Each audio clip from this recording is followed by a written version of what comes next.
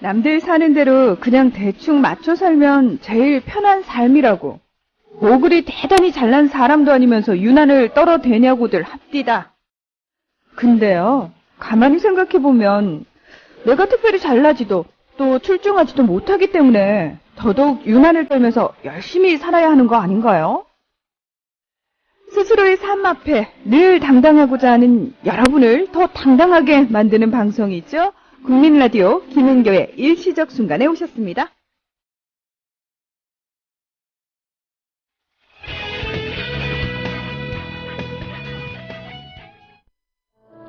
난 꿈이 있었죠. 버려지고 찢겨 남루하여도 내 가슴 깊숙이 보물과 같이 간직했던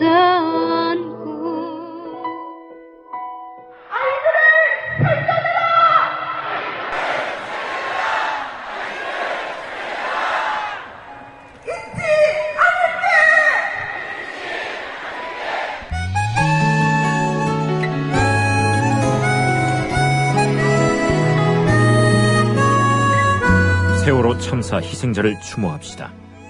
그리고 진상규명을 요구합시다.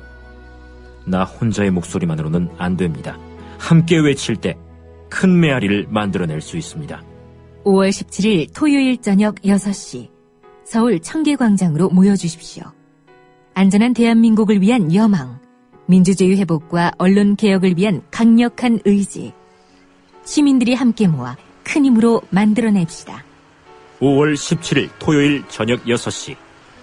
잊지 마세요.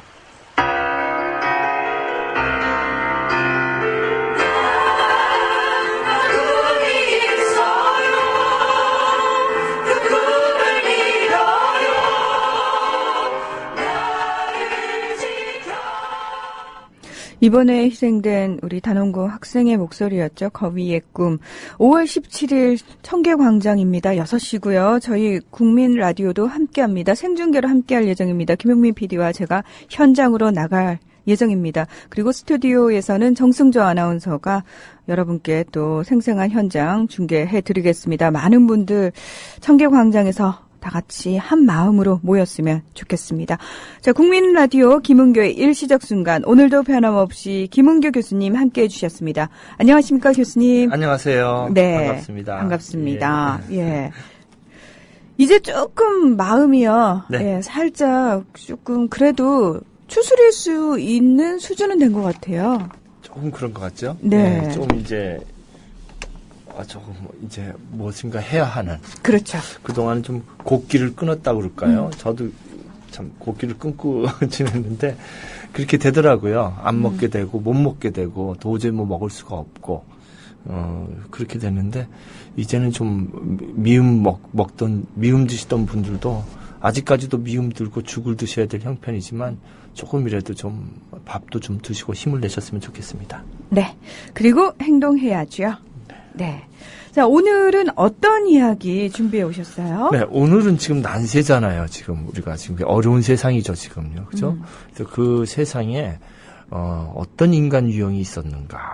그것을 춘추 전국시대 예를 들어서 말씀드리고, 그 다음에 그 유형 중에서 오늘은 특별히 좀 묵자에 대해서 좀 집중적으로 후반에 30분 정도는 묵자 얘기를 해볼까 합니다. 네. 춘추 전국시대. 사실 그때 이 표현이 맞나요? 그 제자백가들의 세상이었다. 그렇죠. 예, 정말 많은 사상가들이 나왔다라고 저희가 학교 다닐 때 그렇게 배웠는데요. 네네. 실제로 정말 많은 사상가들이 나왔나요? 어떤가요? 그러니까 이제 춘추 시대가 BC 770년부터 403년까지고 이게 한 300년간이고요. 네. 전국 시대가 이제 403년부터 221년까지 한 200년 정도 되죠. 아. 근데 예전에 우리 황석영 선생님 있었잖아요. 네. 그래서 이제 북쪽에 갔다가 이제 사람이 살았네 뭐 이런 책도 내셨다가 사상을 못 피고 유럽을 떠돌아다니면서 책을 못 내셨잖아요. 네. 그러니까 나라들이 이렇게 정권이 아주 너무 이제 남쪽이나 북쪽이나 강력하니까 사상가들이 자유롭지 못한 면도 있어요. 오히려. 근데 그 당시에는 권력이 해체가 된 거예요. 나라들이 막 서로 작고 뭐 크고 막 망하기도 하고 다시 서기도 하고 막 짧은 나라는 뭐 100년도 안 가고 몇십 년이 또 없어지고 이러니까 사상가들이 마음에 안 들면 왔다 갔다 하는 거예요. 이 나라에 있다 저 나라에 있다. 그래서 여기서 마음에 안 들면 저쪽 가서 새로운 사상을 펼치고 자기 마음에 드는 주군을 만나서 거기서 이렇게 사상을 펼쳤던 것이죠. 그래서 그 당시에 정말로 사상가 입장에서는 완전한 자유를 향유할 수 있었던 용광로의 시대였고요. 권력가 입장에서는 자기의 그 헤게모니를 잡지 못했던 혼돈기였다고 할 수 있겠죠. 그래서 사상가들은 이제 이렇게 뭐라 그럴까 이제 여러 사상가 유형이 있는 거죠. 근데 이제 공자 같은 경우는 대학교죠. 하나의 대학교. 많을 때는 한 3,000명 정도 제자가 있고. 그래서 이제 공자가 이제 대학교 총장이라면은 이제 한 10명 정도 정교수들이 있고. 그래서 자기가 뽑았죠. 10명을 갖다가. 예, 공자가 자기 제자 중에서 10명을 뽑고. 그 다음에 또 한 100명 정도 전임 강사가 있는 대학교가 왔다 갔다 하는 거예요. 단과대학교 이상의 대학교가 왔다 갔다 하는 거라면은 오늘 말씀드릴 묵자 같은 경우는 특공대들이죠. 200명 막 정말 다 전부 무사들이었고요. 그다음에 거지들이었고요. 거의 전부. 그래서 강한 나라를 가는 것이 아니라 묵자 같은 경우는 힘없는 나라에 가가지고 그 나라에 가서 뭐 호텔에서 자는 게 아니라 그 나라를 위해서 그 마국간에서 잠을 자고 이러면서 그 나라를 돕는 뭐 여러 사상가들이 유형이 있었는데요. 그걸 갖다 우리가 이제 오늘 얘기하면서 그 사상가들의 유형을 따라서 그 난세, 그 전쟁이 끊이지 않았던 그 난세 사상가들이 어떻게 살았는지 오늘 대화를 해보려고 합니다. 얼핏 생각하기에는요. 네. 사실 난세, 네. 먹고 살기 힘든 세상이잖아요. 네. 불안정하고 네. 그런 세상에 많은 사람들이 공부를 했다. 오히려 사상 공부를 했다라는 게 얼핏 예. 이해가 안 되기도 하거든요. 예. 근데 아마 이 질문이 곧 연결되는 질문이기도 할 것 같은데 네. 그 당시 이제 잠깐 표현하셨습니다만 어떤 유형의 사상가들이 있었는지와 결부지어 본다면 왜 난세임에도 불구하고 많은 사람들이 사상 공부에 집착을 했는지 네네. 왜 그 부분을 빠졌는지에 대한 답을 또 찾을 수 있겠다라는 생각이 들어요. 그렇죠. 예. 그러니까 그 속에서 인간이 어떻게 살아야 될지 그것들을 이제 고민한 거죠. 네. 근데 거의 이 세상의 모든 그 사상들이 거의 이때쯤 다 나왔어요. 그러니까 이제 그 그리스 아테네라든지 그쪽에 그 서양의 철학이 체계화된 것도 바로 그 정도죠. 지금부터 한 2,500년 정도 비슷한 시기고요. 네. 그러니까 거의 아테네, 뭐 스파르타 이런 그런 사람들도 보면은 아테네 같은 경우는 정말로 그 민주주의가 보장이 돼가지고 자유롭게 대화를 했잖아요. 그래서 우리가 뭐 다음 그런 아고라라는 단어도 만들어지고 자유롭게 대화를 해가지고 거기서 나가서 살고 싶지가 않은 거예요, 사람들이. 그 아테네 도시가 너무 좋아서 스파르타로 가라 그러면 싫은 거예요. 아테네가 너무 좋아서 그런 얘기도 있지 않습니까? 소크라테스가 이제 추방령을 내놓는데 추방당하기보다는 여기서 죽는 게 낫다 그래서 죽음을 선택했다는 거예요. 야. 근데 실제로 그런 사람들이 굉장히 많았어요. 아테네가 너무 좋아서. 그래서 정말 그렇게 좋았을까요? 근데 예를 들면은 그런 사람들이 있을 거예요. 미국인 사람 중에서 미국의 적국에 보내버리겠다 이러면은 나는 뭐 자기들 나라에서 자기가 좋으면은 뉴욕에서 살게 해달라 뭐 이런 경우가 있겠죠. 막 지진이 나는데 거기로 추방하겠다. 일본에 어디 지진 난 데로 이러면은 우리가 뭐 안 가려고 하겠죠. 그러네요. 예. 차라리 한국에서 죽는 게 낫습니다. 뭐 예, 이렇게 예. 나오겠네요. 갑자기 확 와닿네요. 그래서 예. 정말 500년간을 여러 책들이 기술을 했어요. 우리가 잘 아는 이제 열국지 같은 경우는 그거 가지고 우리 열국지 비교하면 꼭 저는 열국지 보면 삼국사기 같은 느낌이 들어요. 그 사례에 의해서 철저하게 500년 이야기를 썼는데 이제 삼국유사 같은 게 이제 사기라는 책이에요. 막 민담 이런 것도 들어가고 상상력도 들어가고 이게 믿을 수 있는지 없는지 그런 게가 있고 또 삼국지라고 많이 읽죠. 네, 삼국지. 이건 이제 그 90년간의 아주 짧은 기간을 갖다가 500년 중에서 아주 응축해가지고 썼기 때문에 이렇게 다양한 역사서들이 이 시대를 증언하고 있는데요. 오늘은 그 속에서 중요한 사람 몇 사람을 좀 얘기하고 그다음에 묵자를 얘기해 볼까 합니다. 네, 난세가 되면 나타나는 이제 수많은 이제 인간 군상들이 있겠죠. 그 중에서도 이제 대강 3가지 인간형이 나온다라고 교수님이. 네네. 예. 그래서 근데 이게 뭐 지금도 마찬가지인 것 같아요. 지금도. 네, 지금도. 그래서 제가 사실은 이 내용 가지고 며칠 전에 제가 어디 가서 강연을 했는데. 네. 들으신 분들이 막 저한테 메시지 보내고 답글 달기로 저는 어떤 유형입니다, 어떤 유형입니다 이러시더라고요. 그래서 오늘 방송 들으시는 분들도 본인이 어떤 유형인지 한번 체크해 보시면 좋겠어요. 네, 저도 한번 체크해 보겠습니다. 어떤 네. 스타일인지. 첫 번째는 그냥 그 숨어있는 은둔자들입니다. 산 속에서 돌을 닦으면서 자신은 부정한 세속에 물들지 않겠다고 얘기하고 또 그렇게 생활하는 분들이죠. 이제 그런 예가 있었어요. 그분이 누구냐면 양주라고 하는 분들이에요. 양주. 예, 양주라고. 그냥 레디비죠. 그냥 있는 대로 그대로 살겠다. 그래서 이분은 이제 기원전 395년에서 335년 그 공자 이후에 한 200년 후니까 맹자하고 비슷한 그런 그 시기의 뿐인데요. 맹자보다 조금 이제 후에 태어나신 분이세요. 근데 이분은 철저하게 자연에 운둔해가지고 동지와도 만나지도 않고 그냥 그 철저하게 그 육아와도 대립하고 또 묵자처럼 그렇게 현실에 뛰어들지도 않았죠. 그래서 그 양주는 이런 얘기를 했어요. 내 털 한 가닥을 뽑으면 천하가 이롭게 된다면 털을 뽑겠지만 내 몸에서 털 하나 뽑는다고 그것이 세상이 바뀌겠냐. 그런 생각을 하면서, 제일 중요한 것은 나 자신일 뿐인데, 왜 내 털을 뽑아? 이렇게 거절한 사람이 양주였어요. 원래 노자의 제자였는데요. 노자가 극도로 간 경우죠. 그야말로. 예, 노자가 극도로 가서, 노자가 이제 양주가 너무 오만해서 더 이상 가르칠 것이 없다고 했다는 사람이라고 그런 말들이 정해져요. 근데 자연주의를 아주 옹호했던 이 양주가 그냥 삶을 대하는 유일한 방식은 어떤 거에도 방해받지 않고 그대로 내버려 두는 것이라고. 그야말로 레디피죠. 그냥 냅둬 하고 일단은 고대의 아나키스트라고 할 수가 있겠습니다. 그래서 이런 사람들이 요즘도 좀 있는 것 같아요. 어떻게 되단. 그러니까 이제 6월에 투표가 있든 말든 안 할 수도 있겠죠, 그냥. 그러니까 지방자치단체장 한 명 바뀐다고 뭐 이렇게 달라져? 또는 예. 내 한 표가 뭐 세상을 바꿀 수 있겠어? 예. 예. 그러면서도 뭐 양주는 그렇다고 또 냉소주의자는 아니에요. 근데 하여튼 이러한 그 남을 위해 죽을 일이 전혀 없으며 특히 왕가 공동체를 위해서 자기를 희생할 줄 모르는 이런 군주가 없는 이 무군의 무리에 대해서 아주 맹자는 차갑게 비난했었죠. 근데 어떻게 보면 양주의 이런 태도가 편하고 솔직하지 않나. 오히려 현대인의 태도가 대부분 양주의 태도가 아닌가 이런 생각을 좀 해봅니다. 그러니까 개인적인 삶만을 생각하고 그냥 네네. 내 삶이 편안하면 네네. 그걸로 만사 오케이? 예. 그래서 이제 흔히들 그런 얘기를 해요. 양주가 요즘에 즐기는 스포츠라면 골프를 좋아했을 거다, 아마. 하루 종일 자기, 근데 그 골프장은 자연주의를 옹호했던 양주와는 좀 다르지 않나요? 그렇겠네. 자연을 엄청나게 훼손하는 거니까. 그렇구나. 잘 안 맞는 것 같다. 양주는 골프가 아니라, 그러면 엄청나게 산보를 한다고. 그러니까요. 예, 예. 그렇게 생각을 해야 될까? 예. 예. 그럴 것 같네요.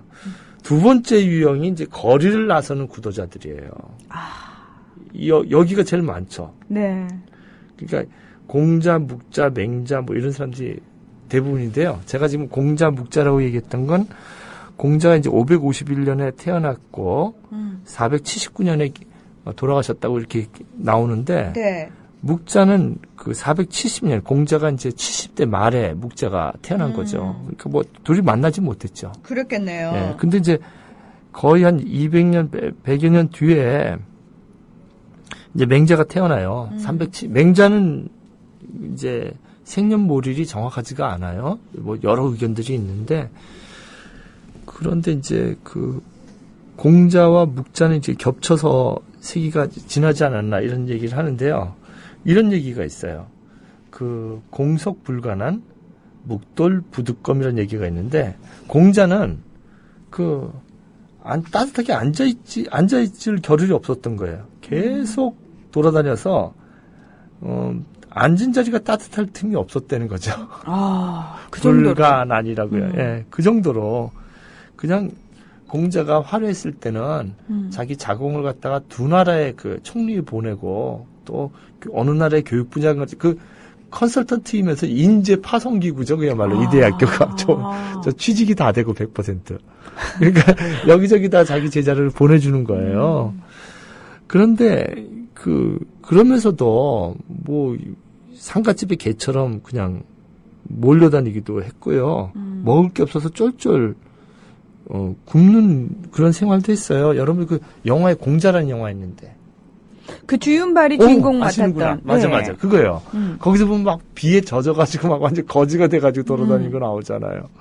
그 자로라고 또 아주 그냥 딱 보디가드처럼 공자의 그 제자가 있고. 풍찬 노숙이라고 표현을 하면 될까요? 그러게 말씀이죠. 근데 이제 우리가 이제 진보 우익 이렇게 따지면은 공자는 이제 보수주의자죠. 그렇죠. 보수주의자고, 보수주의자죠. 그다음에 이제 중도 진보 그러면 이제 맹자죠. 시기는 뒤지만 맹자는 정말로 수많은 리더들을 카운셀링 해주면서 제가 전번에 여민동락이라고 우리가 한번 얘기했었죠. 하셨죠. 그래서 이제 마음에 안 들면 뒤집어 엎는 거예요. 그러니까 여민동락이라는 것이 그냥 친하게 지내는 것이 아니라 그야말로 자기의 민중들을 갖다 편하게 해주지 않으면은 뒤집어 엎어라 이런 얘기죠. 그래서 그런 얘기 이제 맹자가 하는데 맹자는 이제 중도 진보라고 할까요? 근데 그야말로 이제 진보주의자라고 한다면 이제 묵자죠. 묵자. 네. 묵자는요, 묵공이라고 영화 있는데. 네, 묵공. 예. 유덕화 나오고. 네. 저 조조로 나오는 게 안성기. 안성기 씨 나오는. 네, 맞아요. 그리고 우리 한류 스타 최시원. 최시원 있더라. 다 보셨네. 아니, 언제 그런 영화를 다 봐요. 네. 근데 이런 얘기 해도 되나? 왜요? 검색하면 묵공 영화 그냥 떠 있어요. 그러니까 여러분들 또 올리시겠네, 여기다가. 검색하면 공짜로 볼 수 있어요. 헐. 그거 유튜브에도 중국말 하시는 분은 다 보실 수 있고요. 진짜요? 예, 다음에도 검색하면 나오는데, 이거 불법을 이렇게 얘기하면 되나? 근데 하여튼 급하시면 지금이라도 보시면 이제 묵공을 볼 수 있는데 영화가 잘 만들었어요. 묵공이 원전에 의해서 핵심적인 묵자의 사상들은 거의 다 나오는데요. 사실 우리나라에는 공자왈, 맹자왈, 그 다음 한다면 노자나 장자 정도까지지. 네네. 묵자에 대해서는 대중적으로 그렇게 막 썩 많이 회자된다거나 그러진 않았잖아요. 그게 왜 그러냐면, 지금 우리 경제도 그런데, 경제학과에서 마르크스 잘 강의 안 하잖아요. 네. 그 다음에 헨리조지라고 있거든요. 잘 강의 안 하거든요. 그러니까 그렇습니다. 약자들을 위한 것이 아니라 대학교 교육이 경쟁주의만을 위한 교육이 돼버린 거예요. 나누는 사회가 아니라. 그러니까 공자하고 맹자는 강의를 해도 그렇죠. 묵자 교육을 대학교뿐만 아니라 2000년간 숨겨왔었죠. 거의. 근데 그 얘기를 이제 묵자가 왜 사라졌는지 그 얘기를 오늘 마지막에 좀 얘기를 하려고 하는데요. 그래서 이렇게 세 가지 태도를 볼 수가 있는데요. 정말 이 묵자는 남을 사랑하는 사람은 남도 따라서 그를 사랑할 것이며 남을 이롭게 하는 사람은 남도 따라서 그를 이롭게 한다고 정말 교상리라고 하는데 서로 사랑하는 거. 어떻게 보면 굉장히 예수랑 가까워요. 그래서 이제 문익환 목사님이 묵자를 굉장히 좋아했었죠. 감옥에서 묵자 책도 쓰시고 그래서 이렇게 예수와 묵자라는 책도 쓰셨어요. 네, 근데 좀 읽어보면 좀 굉장히 비슷한 면이 많고 좀 놀라운 게 예수가 묵자를 읽지 않았나 이런 소름 끼치는 부분들이 있을 정도로 똑같은 구절들이 있어요. 이제 나중에 낭송하겠지만 막 서로 사랑하라, 이웃을 내 몸같이 사랑하라 그 구절 그냥 나와요. 그 예수의 전생이 묵자였을까요? 그런 얘기가 나올 정도로 네. 기세춘 선생은 그런 얘기까지 했어요. 한 뿌리에서 나온 거 아니냐. 그럴 수도 있겠다는 생각이 저는 사실은 들거든요. 그래서 이제 그러면 예를 들면은 예수님이 얘기했던 들의 백합화를 봐라, 하늘의 새를 봐라, 뭘 길쌈을 내지 않고 저렇게 자유롭게 살아간다, 염려하지 말아라. 이 구절이 똑같이 있어요, 묵자에.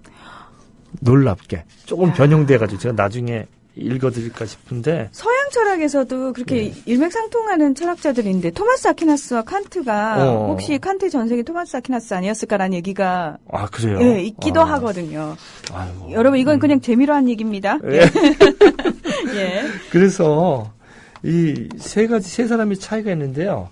이 세 사람의 차이를 이렇게 제가 이렇게 나눴던 잣대는 뭘까요? 여러분 여러 잣대가 있겠지만 제가 이렇게 나눴던 건요.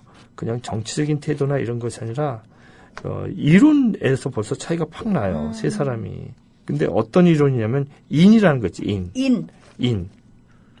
인을 어떻게 보느냐가 세 사람의 차이가 확 나요. 그러니까 사람 인변에 두 이자 쓴 그 인. 그렇죠. 그 인. 그러니까 이제 그게 그 인자 자체가 그렇잖아요. 사람이라는 게 혼자 사는 것이 아니라 아니고, 2명 이상 같이 있어야 된다. 인자가 근데 그 사람을 어떻게 보느냐에 따라서 이 사람들 차이가 확 나거든요. 근데 이제 그 인을 이제 공자 같은 경우는 인이 책에 따라서 그 논쟁인데 105개가 나왔다. 논어에서. 105개가 나왔다는 사람이 있고 106개가 한 개 차이가 잘 가지고 또 싸워요.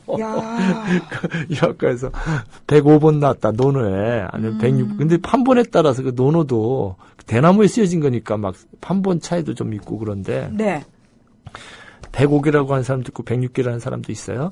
근데 이제 그 인을 보는 태도가 이제 공자 같은 경우는 물론 인정이라고 정치를 그 인에 의해서 해야 된다는 그런 얘기도 있지만 인의 개념이 굉장히 예에 가까워요. 개인적인 경우에 굉장히 가까운 그런 태도거든요. 근데 그 맹자 같은 경우는요. 인을 이익 있잖아요. 이익보다 할 때 그거랑 대비시켜 가지고 그 굉장히 일을 중요하게 얘기를 하죠. 그래서 이제 맹자 앞부분에 보면 양희왕이라는 사람이 이런 얘기를 하는 게 대화가 나와요. 네.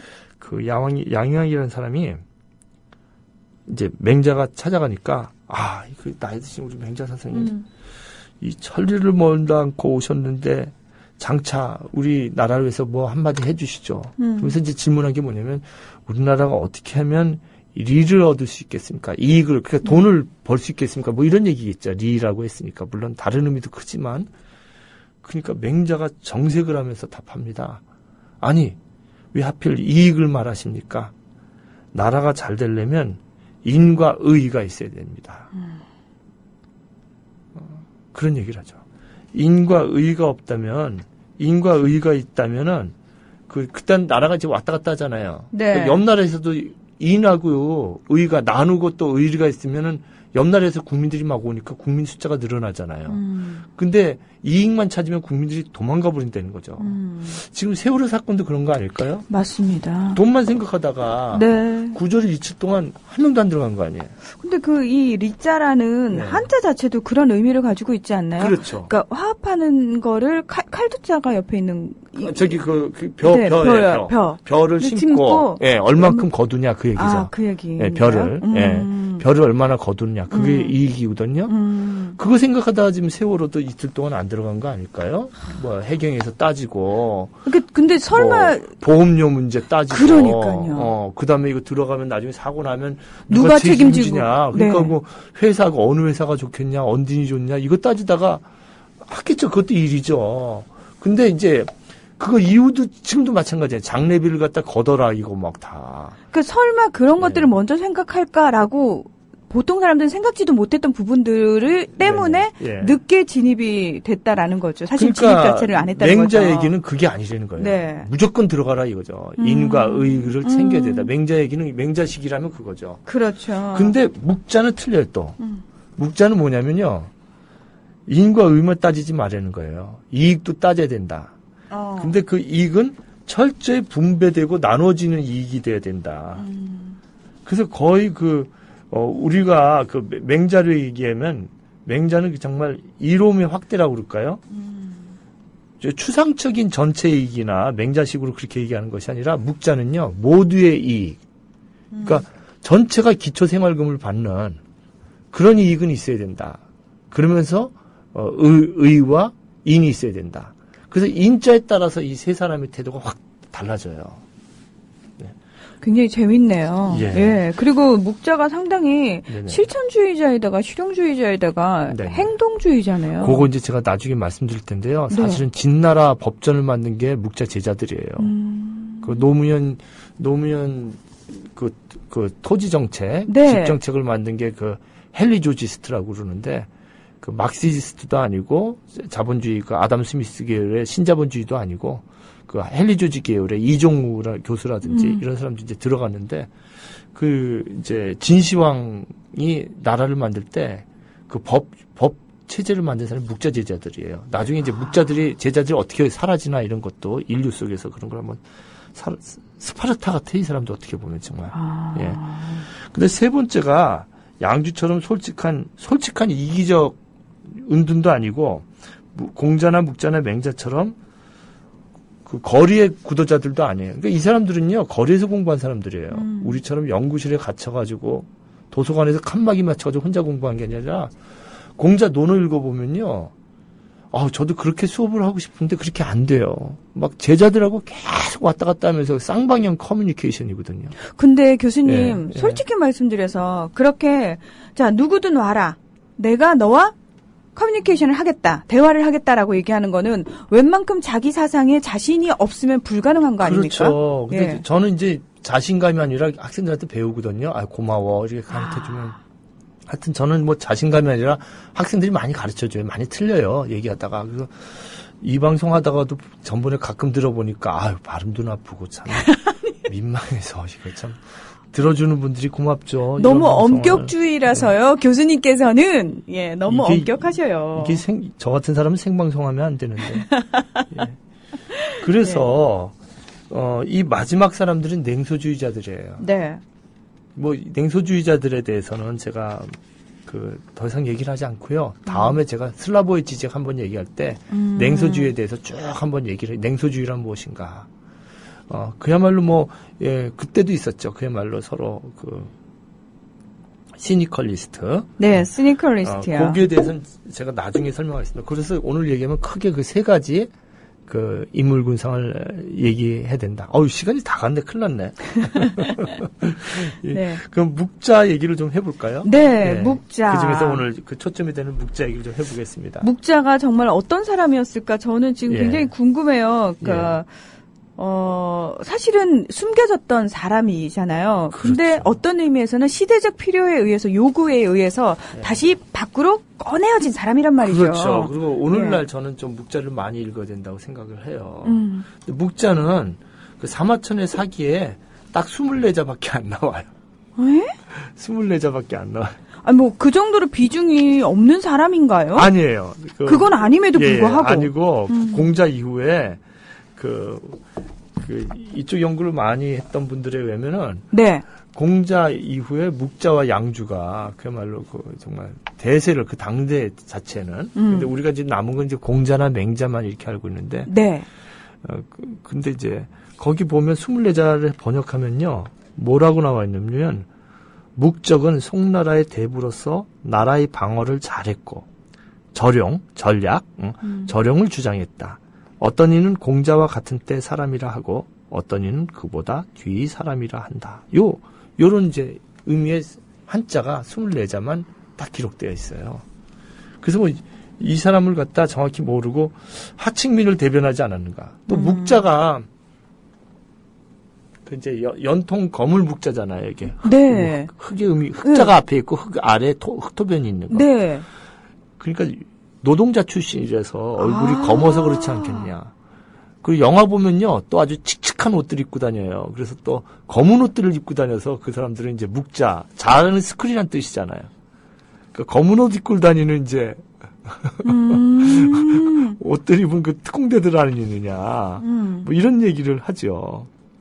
그래서 이제 묵자 얘기를 하는데 오늘은 지금 시간이 없는데 밀리면 묵자는 이게 한두 번 가지고 안 되니까 우리가 여러 번 할 거니까요. 그러면은 오늘은 묵자에 대해서 중요한 키워드라도 좀 살펴보는 식으로 그러게 말이에요. 해보면 어떨까요? 네. 세 가지 그냥 얘기할게요. 네. 절용론이 있고요. 절용론. 네. 절작할 때 절자고 이용할 때 용자입니다. 절용용. 그다음에 비공론. 비범? 비공. 비공. 안일비자고 공격. 저룡. 그러니까 저룡론은요, 전략하자 뭐 이런 거고요. 저룡. 예, 비공. 비공은 공격은 아니다. 반전론이에요. 철저하게. 그래서 아주 재밌는 얘기가 많아요. 반전, 전쟁을 반대한다. 예, 그 다음에 겸해론인데. 겸애. 이제 겸해는 이제 겸할 겸자고요. 사랑한다. 그러니까 포옹하다. 뭐 이런 얘기인데요. 요 세 가지 오늘 그 저룡론과 비공론과 겸해론 얘기를 하겠습니다. 근데 이 사람은요, 저룡을 어디까지 얘기했냐면, 공자하고 막 반대해요. 공자는요, 수업 중에 음악이 꼭 들어갔잖아요. 뭐, 무당의 아들답게. 음악 담당 교수도 있었어요. 10명 중에서. 10명 교수, 이제 자기 제자들을 갖다 임명을 하죠. 써 있어요. 그 논어에. 누구는 뭐 문학 교수고, 누구는 정치 경제학 교수고, 누구는 활 교수고. 굉장히 실용적인 학문이에요. 관념적인 것이 아니라. 말타기 교수도 있었고. 그리고 음악 교수가 있었어요. 근데 이 사람은 비악이에요. 음악 하지 말고. 비악. 음악 하지 마라. 음악은 아니다. 철저하게. 그래서 이제 사람이 태어나도 창가를 부르지 말고, 죽어도 상복을 입지 말고, 그냥 그런 노력이 있으면 다른 걸 하려는 거죠.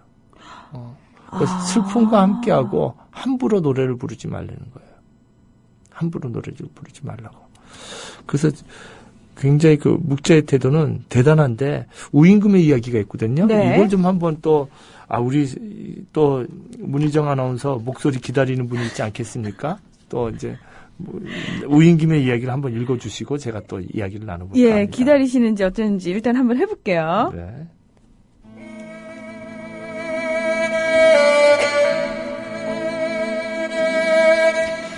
옛날 우임금이 홍수를 막고자 양자강과 항아의 물줄기를 터놓아서 사방의 야만족과 구주를 소통시켰다. 그때 큰 강이 300이요. 지류는 3000이나 되었고 작은 물 흐름은 이루 다 셀 수 없었다. 우임금 스스로 삼태기와 보습은 가지고 천하의 물줄기를 서로 이어놓고 갈라놓았다. 장단지는 마르고 정강이에는 터럭이 없었다. 폭우에 목욕하고 강풍에 머리 빗으며 모든 거주 지역을 안치하였다. 우는 큰 성인이면서도 천하를 위해 몸을 수고롭게 하기를 이와 같이 하였도다. 이 우임금을 보다가 제가 이렇게 얘기해도 되나? 제 친구 중에 뭐 비판도 많이 받는데 우상호라고 국회의원이 있어요. 네. 상호는 이제 제가 아주 좋아하는 친구인데요. 이 학생회장 됐을 때 이 친구가 정말 한여리가 좋았잖아요. 네, 이한열 열사. 이 친구가 정말 농화를 하는데 그다음에 그때 큰 홍수가 났어요. 그때 86년 7년에 여름에. 네. 근데 온몸을 돌보지 않고 정말 가서 총학 학생들이 진짜 그걸 막 느꼈어요. 네. 우임금이 그랬던 거예요. 홍수가 나고 그랬을 때 거기 가서 정말 삽질하고 임금이 물속에서 다리를 딱 집어넣고 거기서 그야말로 비에 젖어가면서 강풍에 머리 빚으면서 홍수를 막고자 막 사람을 살려내고 막 자기가 삽질을 하는 거예요. 살려내려고 온 손가락이 부서져라 하고. 우리 임금이 굉장히 그랬거든요. 그래서 정강에 털이 없었다는 거예요. 이 사람이 다 장단지에 털이 다 빠졌다는 거예요. 그렇죠. 우리 물에 오래 있으면 이렇게 붓잖아요. 그렇죠. 막 거머리 농활 가서 농촌에 하면은. 네. 그래서 우리 박근혜 대통령이 좀 이렇게 했으면 얼마나 좋았겠어요. 가가지고 또 청와대 갔을 때 껴안아주고 그냥 같이 거리에서 밤새고. 그냥 미음도 같이 나눠 먹고 죽도 나눠 먹고 그랬으면 얼마나 좋겠어요. 우임금처럼. 교수님, 냉정하게 얘기해서 깜냥이 되는 사람한테도 그런 걸 요구해야 되는 거 아닌가요? 그런 대통령이 좀 있었으면 좋겠어요. 예전에 저희 있었죠. 그런 대통령이요. 그런 대통령이 있었죠. 있었죠. 그래서 우임금이 그랬었거든요. 근데 이런 게 이제 책에 실려 있어요. 정말 온 힘을 다해서 그래서 묵자의 제자들은요, 대부분 천한 짐승가죽 옷을 입고, 배옷을 입고, 남학신을, 또 집신을 싣고, 밤낮 쉬지 않고, 일하고, 공부하고, 철저하게 그렇게 살았죠. 그러니까, 앉은 자리에서 네네. 근엄한 척, 이래라, 저래라, 이런 얘기만 하는 것이 아니라, 네. 실천을 했다라는 의미겠죠. 스스로 자기 절제를 해가면서. 네. 네. 그래서 뭐 장제도 그런 얘기가 나와요. 묵자를 평가해서 묵자는 정말로 천하에 아주 좋은 인물이다. 이런 인간을 얻으려도 얻을 수가 없구나. 뭐 이런 얘기를 하죠. 진짜 묵자는 이런 인간이다. 그래서 좀 문제가 됐던 게 서로 제자들이 경쟁을 해가지고 정강이 터럭을 막 뽑았대요. 꼭 그런 사람들이 있어요, 교수님. 이런 얘기들이 좀 재미있어요, 가끔. 근데 아이, 꼭 그런 분들이 있으시더라고요. 예. 자, 그러면 두 번째는요. 네. 이제, 아까 이게 절용이고요. 이제 절용하면서, 결혼식 하면서, 그냥 양복 안 맞추고 평상시에 입는 양복 입고 결혼하시는 분들 계세요. 저도 그랬어요. 저도 그래서 20년 내내 그 양복 아직까지 입고 있거든요. 이건 잘난 척입니다. 근데 묵자가 가르침 중에 뭐냐면 네. 상복 같은 거 큰 집에서 막 200명, 300명 종까지 옷을 막 만들잖아요. 배옷을. 그렇게 하지 말라는 거예요. 그러니까 뭐 어떤 노래하지 말고 옷 만들지 말라고 함부로 누구 죽었다고. 그러니까 뭐 그런 근데 이제 비공이라고 있거든요. 비공. 그러니까 안일비하고 공격 공자인데요. 이거는 공격하지 말라가 아니라 나는 비난한다 공격을 이렇게 번역해야 돼요. 나는 비난한다 공격을. 그러니까 전쟁 반대한다 이거예요. 철제 반대. 재밌는 얘기가 있는데요. 이 묵자 이야기를 제가 그냥 말로 하겠습니다. 네. 그다음에 또 하나 또 목소리를 들려주세요. 묵자가 이런 얘기를 제자들하고 이제 대화를 하는데 묵자도 이렇게 대화를 해요. 한 사람이 과수원에 들어가서 뭐 과일을 하나 따먹었다. 그게 불인이 아니냐. 문 선생님 좀 대답 좀 해주세요. 아닙니다. 그러겠죠. 사과를 하나 따먹었다. 주인의 허락을 받지 않았으면은 그건 의롭지 못한 부분인 거죠. 좀 더 나가요. 그러면 닭장에 들어가서 닭을 훔쳐왔다. 불인이 아니냐. 의롭지 못한 겁니다. 그 마구간에 들어가서 말을 훔쳐왔다. 불이냐 아니냐. 명백히. 예, 남의 집에 들어가서 여자도 훔쳐오고 사람도 죽였다. 의냐 아니냐. 천인 공노할 놈입니다. 네.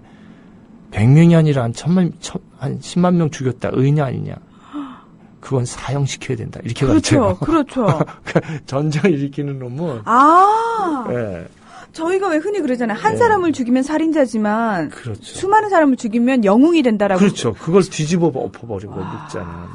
그래서 이거는 정말 전쟁을 일으킨 사형죄에 해당된다는 거죠. 그래서 그 부분을 좀 이렇게 푸른 부분이 있는데요. 네. 그걸 좀 한번 읽어주시면 어떨까 네. 싶습니다. 네. 묵자의 비공상에 나오는 이야기입니다.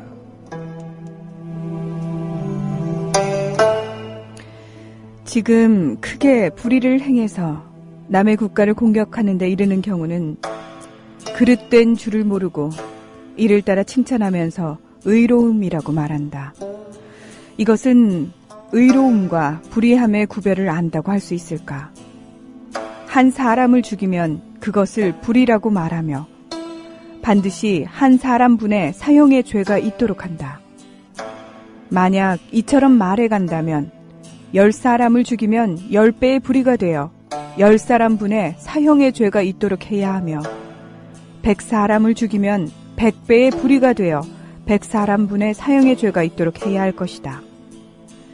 이것에 대해 천하의 군자들은 모두 알고서 그것을 비난하면 불의라고 말한다. 지금 크게 불의를 행해서 남의 국가를 공격하는 데 이른 경우는 그릇된 줄을 모르고 이를 따라 칭송하며 의로움이라고 말하지만 진실로 그가 불의함을 알지 못하는 것이다. 그러므로 그의 말을 적어 후세에 전하기까지 한다. 만약 그가 불의하다는 것을 알았다면 어찌 그의 불의함을 적어서 후세에 전하겠는가?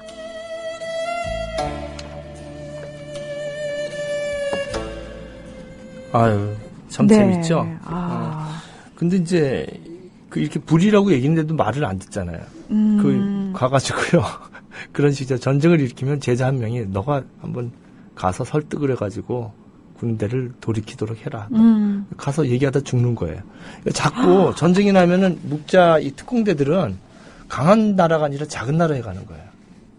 작은 나라에 가서 전쟁을 이기려고 하는 게 아니라 막는 거예요. 오지마 하면서 막 그러니 죽을 수밖에 없죠. 자꾸 줄어드는 거죠. 묵자 제자들은. 근데도 묵자에 감동해가지고 사람들이 이제 쫓아오게 되고 따라가고 묵자를 따르게 되는데 그래도 안 되니까 묵자가 만들어낸 게 이제 천의 개념이에요. 하나님의 개념. 그게 이제 문익환 기세춘 선생이 쓰신 그 예수와 묵자라는 책 보면 그 바이북스에 나온 건데요. 여기 보면 이제 거의 하나님하고 비슷하지 않나 싶은데 제가 봐서는요.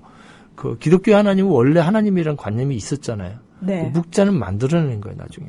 그러니까 이놈들이 말을 안 듣니까 그런 놈들은 내가 다 할 수 없지만 하늘이 너희들을 가만히 두지 않고 뭐 어마어마하게 다 벌하리라 자손 대대로 뭐 이런 식으로 하면서 하늘 천자의 개념이 가장 서구적인 형이상학으로 된 게 묵자가 묵자예요. 예. 그래서 이제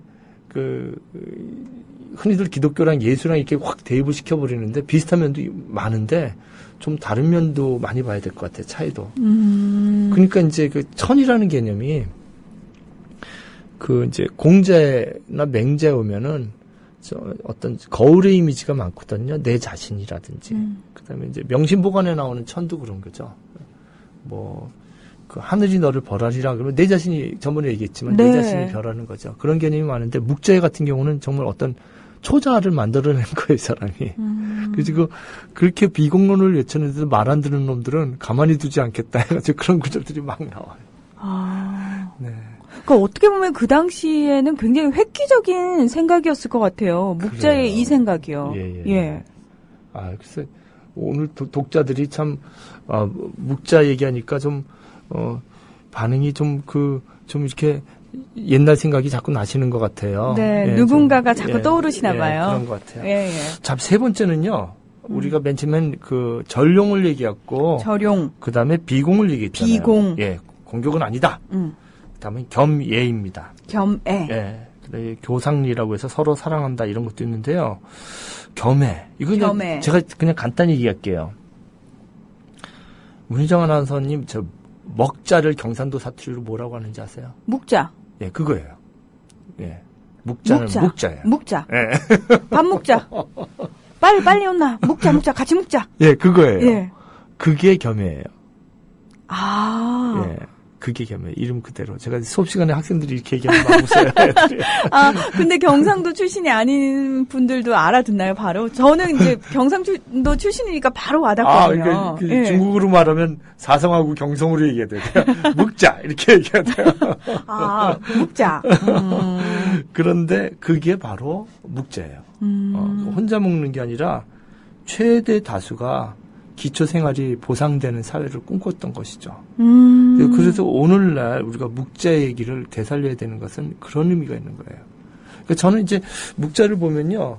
묵자가 꼭 우리나라가 안 들어도 스페인의 몬드라곤이라고 있잖아요. 네. 그 계곡에 아주 버려진 아주 그냥 시골에 신부 하나가 들어가서 5명이 모아놔서 이제 막 축구하고 이러다가 걔네들한테 그 선풍기 고치는 걸 가르쳐 주거든요. 네. 근데 그게 이제 점점 커져가지고 라디오 공장도 만들고 지금은 그래서 스페인과 유럽 지역에 지금 그룹으로는 7순위로 올라가기까지 스페인 국내에서요. 그룹으로. 그러니까 우리로 말하면 뭐라 그럴까 하여튼 어마어마한 그룹이 된 거죠. 지금 그 외국인 관광객도 또 어마어마하고 그래서 몬드라곤 지역에서 태어난 애들은 유치원부터 대학교까지 몬드라곤 내에서 다 나오고 예. 100% 취직이 되고 이런 다 같이 묵자죠, 그야말로. 그러니까 저희 그 미디어 협동조합도 사실 그걸 꿈꾸고 있는 거죠. 네네. 우리 내에서 다 우리끼리 네네. 서로 도와서 잘 먹고 잘 살 수 있게. 네. 네. 저는 지금 지금 선거에 나간 사람 비유해서 얘기하면 선거법에 위반되나요? 네. 얘기하면 안 되나요? 누군가를 이롭게 하면은 안 되는데 꼭 말씀을 하고 싶으시면 예, 얘기하고 싶은데. 예, 하세요. 서울 이름 얘기 안 할게요. 네, 이름 주어만 없으면 되니까. 네, 서울 시장에 나온 사람 중에서 묵자 같은 사람이 있어요. 네. 같이 울고. 예. 그다음에 교육감에 나온 제 형님인데요. 네. 제가 아주 좋아하는 선배님이신데 묵자 같은 분 계세요. 네. 저랑 만나자고 그러면 늘 그 대한문 앞에서 김 선생 나와요. 그래서 쌍용 해직자들 앞에서 거기서 그 커피 뽑아가지고 거기서 길거리에서 앉아가지고 얘기하고. 저는 그분을 어디서 뵀냐면은 세미나에서 참 많이 뵀었거든요. 대학원 다닐 때. 이름 얘기하면 잡혀가는 겁니까? 저희 얘기 안 했잖아요. 저도 안 했죠. 아니 근데 잠깐만요. 그분을 뽑아주십시오가 아니잖아요. 그냥 그분이 어떤 묵자 분인지. 같은 면이 있다는 거죠. 그러면 얘기해도 되지 않나요? 안 되나? 안 되나? 모르겠어요. 하여튼 예. 그 두 분이 묵자 같은 면들이 있어요. 그래서 저는 기대를 갖고 있어요. 교육감이 이제 이름이 올라올 것 같은데. 예, 여러분 누구죠? 예, 여러분이 댓글로 써주시면 저희가 서울시 댓글을 교육감하고 그다음에 저기 서울시장으로 나오신 서울시장, 예, 제가 그분 맞다 아니다. 예, 맞다 아니 누군지. 근데 예. 이런 분들 우리 속에 우리 묵자 같은 면들이 있어야 돼요. 같이 나누고 같이 교육의 혜택을 입고 이런 인물들이 좀 나와야 되겠죠. 그러니까 그런 분들 보면서 저희가 하는 얘기가 그거죠. 네네. 야, 그 자리에 올라가면은 네. 다 똑같아져라는 말이 네네. 적용이 안 되는 분들이죠. 그렇죠. 예. 똑같은 방법으로 안 살고. 그렇습니다. 예, 묵자 같은 방식으로. 네. 묵자 영화 보시면요. 이름이 올라왔네. 네.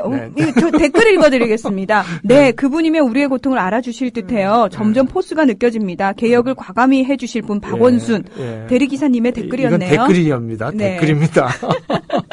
교육감은 안 올라오나? 교육감 여러분 모르세요? 성공에 대해 예? 네. 교수님, 예. 제가 아주 좋아하는 형님입니다. 저도 예. 굉장히 예. 존경하는 교수님입니다. 예. 예. 같이. 예. 그래서 저는 그분을 한 30년, 20년 가깝게 보아왔어요. 제가 20대, 30년을 보아왔네요. 제가 네. 그래서 정말 신뢰하고 묵자처럼 바닥에서 학생들과 같이 연구하고 그런 분이십니다. 그래서 묵자 이야기를 갖다가 마지막으로 겸해를 어떻게 했는지 네. 그걸 낭송해 주시고 올라왔네요. 내가 좋아하는 님 조희영 교수님이라고. 예, 뭐 얘기 안 하겠습니다. 네. 꽃들에게 희망을 님 조희연. 네. 네. 그렇죠. 예, 저 아닙니다. 그래서 예. 그 묵자의 겸해로운 부분을 읽고 그다음에 네. 이 묵자가 어떻게 사라졌는지 그 얘기하면서 그러면 시간이 딱 맞을 것 같아요. 네. 예, 조금 빨리 읽어야 될 것 같습니다.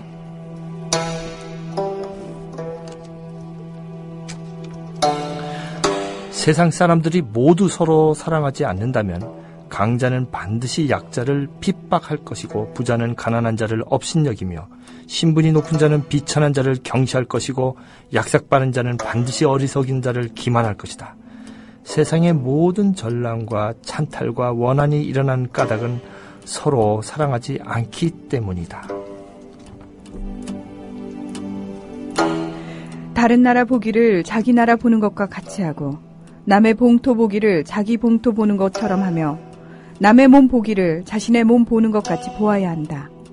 그렇게 해서 제후가 서로 사랑하게 되면 전쟁이 일어나지 않고 임금과 신하가 서로 사랑하게 되면 베푸는 은혜와 바치는 충성이 있게 된다. 또 아비와 아들이 서로 사랑하면 인자하고 효성스럽게 되며 형제가 서로 사랑하면 화목하게 된다. 세상 사람들이 모두 서로 사랑하면 강한 이가 약한 이를 핍박하지 않으며 다수가 소수의 행패를 부리지 않고 부자가 가난한 자를 업신여기지 않으며 신분이 높은 이가 비천한 이를 경시하지 않으며 약삭빠른 이가 어리석은 이를 속이지 않게 된다. 세상의 모든 전란, 찬탈과 원한은 서로 사랑한다면 일어나지 않게 되는 것이다. 그래서 어진 이는 이것을 찬미하는 것이다. 참 이제 묵자를 이제 대강 세 가지로 얘기했는데요. 뭐 다음에 더 깊이 얘기해야 되겠지만 일단은 이제 묵자의 이 무리들이 어떻게 사라졌나 그 얘기만 좀 하면은 오늘 시간이 좀 맞을 것 같습니다. 네. 그 영화에서도 나오는데 영화 한번 꼭 보세요. 묵공이라고요. 근데 만화책이 이게 더 재밌어요. 네, 묵공 만화, 일본 만화인데요. 네. 괜찮게 만들었어요. 예, 그거 빠지면은 또 한 3일 갑니다. 빌려서 보시면요. 근데 번역이 돼서 나왔나요? 네, 나와 있습니다. 네, 예, 그림도 잘 그렸고. 예. 아주 그 영화가 많아 가지고 만든 거예요. 근데 이제 이 묵자의 최후들은 첫 번째 그 묵자 자체가 이제 우리 묵자가 죽죠, 이제. 네. 근데 이제 한 BC 390년경에 죽은 걸로 이렇게 추정을 해요. 그런데 이제 묵자는 공자와 맹자 이렇게 걸쳐 있는 사람이죠. 공자가 한 70대 경에 있고 또 맹자가 이렇게 있는 사람인데 맹자가 이제 한 20살 때쯤에 묵자를 그러니까 맹자는 이제 묵자의 태도를 비판하는데 묵자는 이제 맹자를 몰랐죠. 그죠? 근데 이제 약한 나라만 가서 도와주다 보니까 자꾸 죽는 거예요. 전쟁을 막다 보니까 화살 날라오는데 맞는 거니까 그야말로 몸으로 떼우고 막 별짓을 다 해. 이 묵자들이 막 산도 만들고 막 전쟁 못하게 막 성도 만들고 그래서 아주 전쟁을 막는 거예요. 가가지고 영화 보시면 알겠지만 조조랑 1대1로 만나 목숨 걸고 가가지고 예를 들면 그런 식입니다. 나랑 싸우면 당신 승리하겠지만 당신네도 죽지 않겠냐. 우리가 한 2만 명 죽는다면 당신네도 10,000명 죽지 않겠느냐. 왜 그렇게 사냐. 뭐 이런 식으로 이제 설득을 해가지고 전쟁을 못하게 하는 그런 식인데 실제로 그러다 보니까 정말 스파르타 300처럼 몸으로 싸우다 보니까 죽죠. 점점 죽어가는데 이들이 이제 진시황의 법을 만드는데 그 팀으로 들어갔다고 이렇게. 네, 아까 말씀을 하셨어요. 예. 네. 그래서 이제 진시황 법이 중국 정부에서 그것을 누설지키지 않는데요. 그게 뭐냐면 워낙 민주적이라서.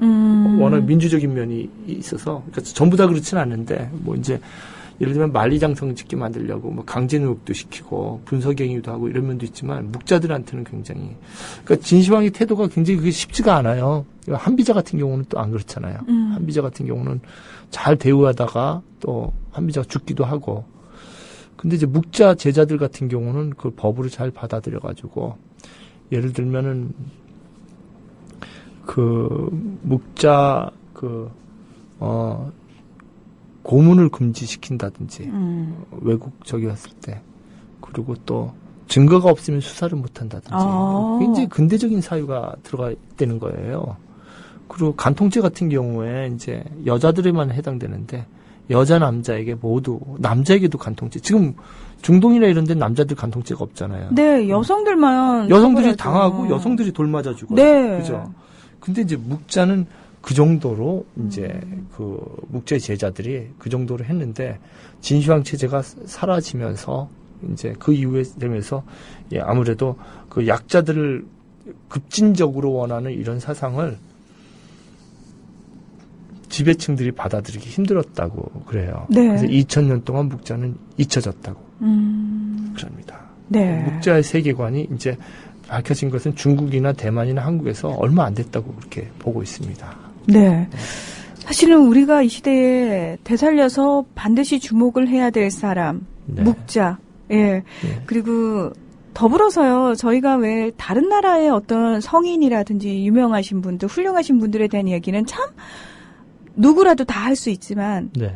우리 안에서 그렇게 훌륭한 분을 분명히 우리도 모셨던 기억이 있고요. 우리와 함께 했던 기억이 있거든요. 네네. 근데 그분들에 대한 생각과 존경은 얼마만큼 하고 있는지에 대해서 저는 늘 사실 의문이 들어요. 네네. 예. 그래서 우리 안에 함께 하고 있는 수많은 묵자들에 대해서도 네. 평소에 끊임없이 존경하고 사랑하고 함께하는 그런 마음이 있었으면 좋겠어요. 그 이제 저는 이제 묵자 생각하면요. 네. 그 이번에 세월호 사건 때도 묵자는요 죽음을 각오하고 슬픔과 함께 하거든요. 그러니까 죽을 줄 알면서 거기로 들어가는 거예요. 네. 그러니까 세월호 사건 때 있었던 수많은 의인들이 작은 묵자가 아니었는가. 네. 그다음에 히틀러 시대 때 유니온 신학대학교 교수 자리가 있는데 히틀러 암살하러 돌아갔던 보네포라는 목사 있어요. 그 사람 사상 보면 묵자랑 아주 비슷해요.